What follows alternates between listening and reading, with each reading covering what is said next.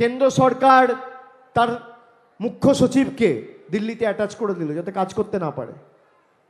গত 3 বছরে বিচার ব্যবস্থার একাংশকে কাজে লাগিয়ে 40টা কেসে পৃথকভাবে আলাদা আলাদা করে সিবিআই আর ইডি এনকোয়ারি দিয়েছে। আপনারা দেখেছেন কিভাবে বাংলার মানুষকে এরা অপমানিত করেছে এবং কিভাবে এরা বাংলার বিরুদ্ধে চক্রান্ত করেছে, প্রমাণ সহ আগামী দিন আপনাদের সামনে নিয়ে আসবো, আমি কথা দিচ্ছি। আমি তথ্য পরিসংখ্যান সামনে রেখে কথা বলার ছেলে, আমি হাওয়ায় কথা বলি না। আমি খালি আপনাদের অনুরোধ করব, আর 5টা দিন, আজকে 1 তারিখ হয়ে গেল, 2, 3, 4, 5, 6, 5 দিন পেরোবে, 6 দিনের মাথায় ভোট। কষ্ট হলেও গরমে নিজের ভোট নিজেকে দিতে হবে। আর জোড়া ফুলে ভোট দেওয়া মানে আগামী দিন দিল্লিতে ভূমিকম্প হওয়া, এটা মাথায় রাখবেন। 4 তারিখ যখন ভোট বাক্স খুলবে, এই পদ্ম ফুলের নেতারা আর পদ্ম ফুলের হাত শক্তিশালী করা বিজেপির এই মালদা আর মুর্শিদাবাদের এজেন্টরা যেন চোখে সর্ষে ফুল দেখে, এটা আপনাদের সুনিশ্চিত করতে হবে সবাইকে। এটার বিসর্জন সুনিশ্চিত করতে হবে। বিজেপির বিসর্জন হবে তো মালদা থেকে? খগেন মুর্মুর বিসর্জন হবে তো? কি হবে কি হবে না? বিজেপির এজেন্টদের বিসর্জন হবে? তৃণমূল মালদায় জিতবে? প্রসূন বন্দ্যোপাধ্যায় জিতবে? কি জিতবে তো?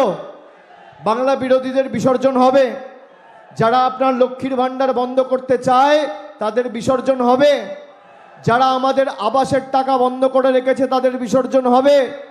যারা গরিব খেটে খাওয়া 100 দিন শ্রমিকের মানুষের টাকা বন্ধ করে রেখেছে, আজকে আন্তর্জাতিক শ্রমিক দিবসের দিন আমাদের অঙ্গীকার নিতে হবে, খেটে খাওয়া মানুষের টাকা যারা বন্ধ করেছে তাদের এমন জবাব দেবো, এমন উচিত শিক্ষা দেবো যে 7 প্রজন্ম তোমাদের মনে রাখবে বাংলার মানুষকে অপমানিত করার ফল কি হতে পারে। সেই শপথটা আজকে নিতে হবে। তাহলে আমাদের মামাটি মানুষের, মালদা উত্তরের তৃণমূল কংগ্রেস প্রার্থী, মমতা বন্দ্যোপাধ্যায়ের প্রার্থী, মানুষের প্রার্থী, সবার প্রার্থী, এবং দীর্ঘদিন প্রসূনবাবু পুলিশে ছিলেন, তিনি ডিআইজিও ছিলেন, মালদার এসপিও ছিলেন। সব সময় মালদার মানুষের স্বার্থে তার জীবনের একটা বৃহত্তর সময় তিনি কাজ করেছেন। আগামী দিন এই লোকটিকে সাংসদ করে আপনারা পাঠান, বিজেপিকে কি করে লেজে গোবরে করতে হয় সেই দায়িত্ব দায়ভারটা আমি আমার নিজের কাঁধে এখান থেকে তুলে নিয়ে যাচ্ছি। সকলকে আরেকবার ধন্যবাদ, কৃতজ্ঞতা, প্রণাম, সালাম, অভিনন্দন জানিয়ে আমার বক্তব্য এখানেই শেষ করলাম।